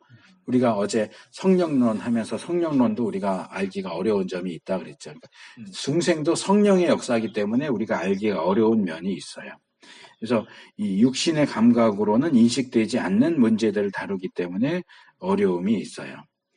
그래서 그래도 몇 가지를 우리가 얘기할 수 있는 게 여기 꽤 여러 개가 6개가 나와요. 첫째, 126페이지 둘째 단락. 이것은 새로운 어떤 것, 즉 인격의 자연적인 성향들의 전체적인 역전을 수반한다. 그러니까 회개가 돌이키는 것처럼 중생도 돌이키는 거예요. 이전에서의 삶과는 전혀 다른, 거의 정반대되는 사람으로 새로 태어나는. 그러니까 이제 새로 태어난다라고 할 때 우리 동양적이고 불교적인 개념에서는 환생이라는 게 있지. 네. 혹시 윤종신 알아요? 가수. 윤종신이 쓴 노래 중에 환생이라는 게 있어. 네. 거기 보면 뭐 다시 태어난 것 같아요. 그런 가사가 나오죠. 다시 태어나는 게 이게 불교의 식으로 말하면 환생이고 죽고 다시 다른 존재로 태어난 거 환생이고 성경은 환생을 인정하지 않죠. 한번 죽으면 끝이에요. 대신 우리의 영적인 측면에서 중생, 뭐 재생이라고도 할 수 있고 신생이라고 할 수 있고 이제 환생은 아니에요. 그건 중생이에요. 다시 태어나는 거예요. 그러니까 우리가 볼 땐 이 사람은 죽은 적이 없어. 근데 예수를 믿으면서 이전과는 전혀 다른 사람으로 다시 태어나는 거지. 이게 중생이에요. 성령의 역사는 사람을 완전히 다른 존재로 만든다. 같은 사람, 몸뚱아리로 똑같고 상처 있던 것도 그대로 있지만 그 내면이 변화하는 거예요. 영이 변해요. 갈라디아서에 나오는 몇 개의 구절이 소개되어 있고요. 둘째로 육을 죽임으로써 죄의 영향들의 상쇄를 수반한다. 중생은 우리를 향한 죄의 영향력을 무너뜨리는 결과를 가져와요. 그러니까 우리가 더 이상 죄의 영향 아래 있지 않도록 죄의 지배를 받지 않아도 되도록 만드는 거예요. 그러니까 그렇다고 우리가 죄의 지배를 받지 않느냐 하면 받아요. 왜요? 우리의 육신, 죄에 찌들어 있는 육신은 아직 가지고 있기 때문에 우리 육신까지도 변화되고 구원되면 죄의 지배를 더 이상 받지 않겠지만 내가 지난번에 얘기한 것처럼 이미와 아직 사이에 있어요. 우리의 구원이 시작됐는데 아직 완성되지 않았기 때문에 중간에 아직 어정쩡한 상태에 있는 거야. 그래서 영화 과정에 들어가면 우리는 더 이상 죄의 영향을 받지 않겠죠. 그런데 아직 이 땅에 사는 동안은 이 땅에 살고 있고 이 육신을 가지고 있는 한은 중생은 기본적으로 죄의 영향력을 받지 않도록 해주는 것이지만 현실적으로는 영향을 받고 있다. 그래서 이 영향을 뿌리쳐내는 과정이 성화 과정인 거예요. 이건 우리가 이제 뒤에 가서 다시 더 배울 거예요. 그래서 기본적으로는 그러니까 이걸 다르게 말하면 나는 가능성이라고 봐요. 죄를 이길 수 있는 가능성이 갖추어져 있다. 근데 가능성이 갖추어져 있어도 실제로 그렇게 사느냐는 별개의 문제죠. 구원도 마찬가지예요. 예수님이 십자가의 죽음으로 인간과 하나님이 연결되어 있는데 그 연결이 끊어졌어요. 그래서 예수님이 십자가로 죄인인 인간이 하나님께로 나아갈 수 있는 길을 열어놨어. 이건 가능성이야. 길이 만들어졌어. 이제 이 길을 통해서 가면 돼. 근데 아무나 가느냐? 가능성만 열려져 있는 거지 길이 열려졌다고 해서 다 이쪽으로 넘어와 있는 건 아니라는 거예요. 이 길을 통해서 넘어와야 넘어온 거지. 이 길은 만들어졌는데 여전히 이쪽에 있으면 이 사람이 죄와 사망에 속하는 거예요. 그러니까 가능성이 아무리 열려졌다고 해도 그것을 내 것으로 만들지 않는 한은 그건 가능성에 지나지 않는 거지 현실화되지 않는다. 그러니까 죄에서의 승리도 가능성은 열려져 있다. 그러나 현실화하는 건 다른 문제다. 그리고 내가 존 웨슬리 완전주의도 얘기했죠. 완전주의 얘기하면서 그 얘기를 했는데 우리 칼빈주의는 장로교회는 이 땅에서는 완전해지는 건 불가능하다. 죄를 완전히 이기는 건 불가능하다라고 봐요. 그렇지만 이기려고 노력을 해야죠. 그게 이제 성화 과정을 통해서 나타나야 되는 거예요. 그 다음에 세 번째로 마지막 단락 신생은 그 자체로 순간적인 것으로 나타난다. 이것이 단일한 행위라기보다 하나의 과정이라는 것을 암시하는 어떤 내용도 성경에는 나오지 않는다. 그리고 이것이 불완전해서 점점 갖추어져야 된다. 그런 내용도 나오지 않는다. 그래서 이 중생도 역시 아까 점수 얘기했던 것처럼 회심도 순간이냐 과정이냐 했는데 중생도 중생의 경우는 회심은 순간도 있고 과정도 있지만 중생은 과정은 없어요. 순간이에요. 성령님이 한 번에 확 중생을 일으켜 주신다. 그런데 이것도 이제 과정적인 측면을 볼 수 있는 게 127페이지 오른쪽 둘째 단이에요. 비록 중생은 순간적으로 완성되지만 그것 자체로 마지막은 아니다. 지속되는 성장 과정이 시작되는 것 뿐이고 그것의 완성, 그 과정이 성화고 그것의 완성이 영화다. 그러니까 시작점에 있어서는 완전하지만 그렇다고 해서 우리가 그러니까 칭의 성화 얘기할 때 어제 내가 로마 카톨릭에선 칭의와 성화를 합쳐서 의화라고 그런다 그랬잖아요.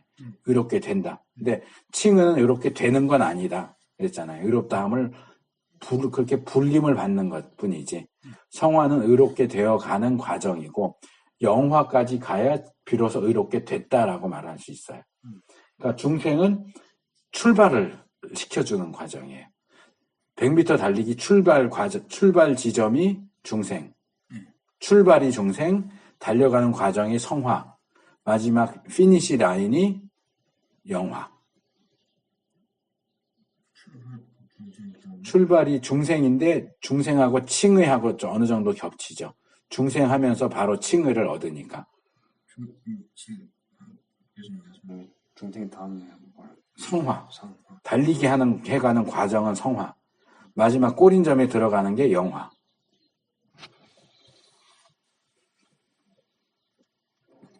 그래서 중생했다고 해서 뭐 죄 없이 산다. 그러니까 중생했다를 다른 말로 하면 구원받았다. 구원받았다고 해서 죄를 안 짓느냐? 구원파는 그렇게 얘기해. 구원받은 사람은 죄 안 짓는다. 아니 그렇지 않아요. 중생했으면 죄의 영향력에서 벗어날 수 있지만 실제로 벗어나느냐는 별개의 문제예요. 그건 이제 성화에서 다뤄야 될 문제죠. 그 다음에 5번째 밑에서 둘째 단 신생은 초자연적인 사건이다.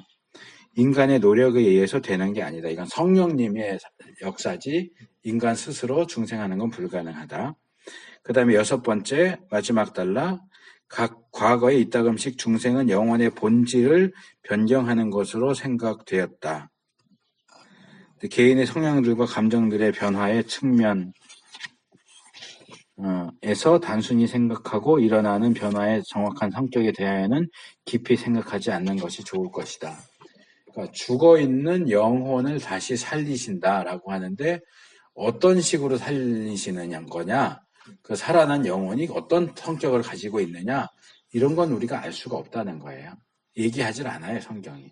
그러니까 그냥 죽어있던 영혼이 살아났구나, 변화됐구나 이 정도만 보면 되지 어떻게 변화됐느냐, 뭐 성격이 변하냐 뭐 이런 것까지는 우리가 논의할 수 없다라고 하는 겁니다.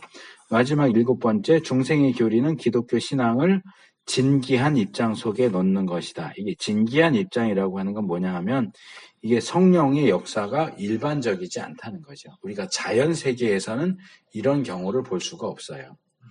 그러니까 부활을 예를 들자면 우리가 부활절에 뭐 줘요? 부활절 계란 주죠. 그래서 왜 부활절 계란 줍니까? 죽은 것 같은 계란에서 살아있는 병아리가 나온다라는 것을 상징적으로 부활과 연결시켜서 계란을 주지만 계란에서 병아리가 태어나는 건 부활이 아니잖아요. 죽었다 살아나는 게 아니잖아요. 그렇기 때문에 엄밀히 말하면 이 자연 세계에는 부활이라고 하는 게 존재하지 않아요. 다만 죽은 것처럼 보이죠. 나무가 죽은 것처럼 보였는데 싹이 나왔다. 죽은 나무에선 싹이 안 나오잖아요. 네. 썩어버리지. 네. 그러니까 이 자연 세계에는 부활을 설명할 수 있는 게 없어요, 사실상. 마찬가지로 이 자연 세계에는 중생을 설명할 수 있는 개념이 없어요. 그러니까 엄밀히 말하면, 다시 바꿔서 말하면 중생은 죽어 있는 영혼이 부활하는 거예요. 그러니까 이 부활의 일종이다라고 말할 수 있겠죠. 성경이 말하는 일반적인 부활은 죽은 육신이 다시 살아나는 거잖아요. 근데 중생은 죽은 영혼이 살아나는 거예요. 그러니까 죽어있던 영혼이 다시 살아나는 것은 자연적인 세계에서는 발견할 수도 없고 설명할 수도 없기 때문에 이것은 진기한 영역이다라고 얘기를 하는 거예요. 자, 요약, 감축된 의미들. 첫째, 인간의 본성은 사회개혁이나 교육에 의해서 변경될 수 없고 하나님의 초자연적인 역사에 의해서만 변형이 된다. 둘째, 누가 중생할 것인지는 아무도 예견하거나 조정할 수 없다. 우리가 보고 저 사람 중생하겠네. 저 사람은 절대로 중생 못해. 이거 우리는 못한다는 거 모르는 거예요. 말하면 안 돼요. 또는 저 사람 한 달 있으면 할 텐데 내가 방해해서 1년 뒤에 중생하게 해야지. 이것도 불가능하다는 거예요. 이건 완전히 성령님의 주권적인 역사이기 때문에 사람은 거기에 전혀 관여할 수 없어요. 그리스도인의 삶의 시작은 자기 죄성에 대한 인식과 자기 중심적인 삶의 방식을 포기하겠다는 결정, 그러니까 회개죠. 회개를 요구한다. 회개 없이는 그리스도인이 될 수가 없다.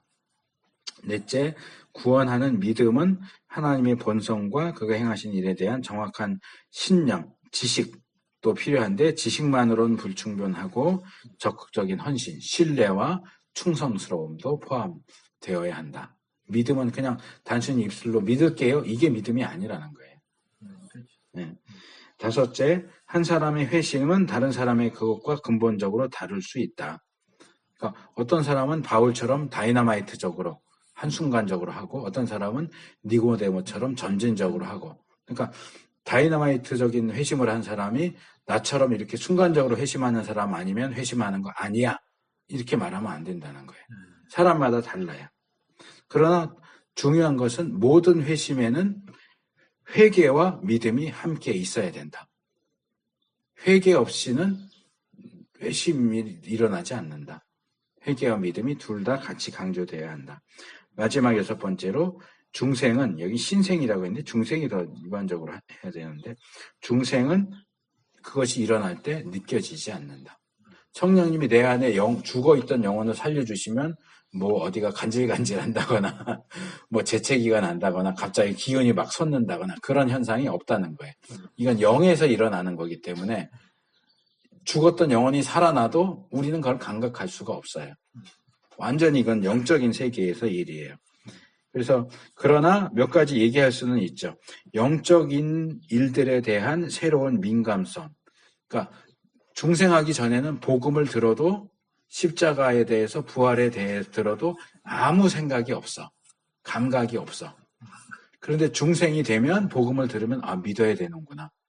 예수님이 나를 위해서 죽으셨다 그러면 참 감사하구나. 이렇게 되는 거예요. 감각이 생겨요. 민감성도 생기고 감각도 생기고 새로운 삶의 방향도 생기고 내가 어떻게 살아야 되겠구나. 또 하나님께 복종할 수 있는 능력도 증가시켜요. 그래서 하나님 뜻대로 살 수 있도록 믿을 수 있도록 그렇게 하는 결과를 가져오는 게 중생입니다. 그래서 이제 44장에서 이것도 조금 길어지긴 했는데 소명과 회심과 중생과 관련된 내용들을 전반적으로 다뤘습니다. 그래서 여기서 이제 오늘 강의를 마치도록 하겠습니다.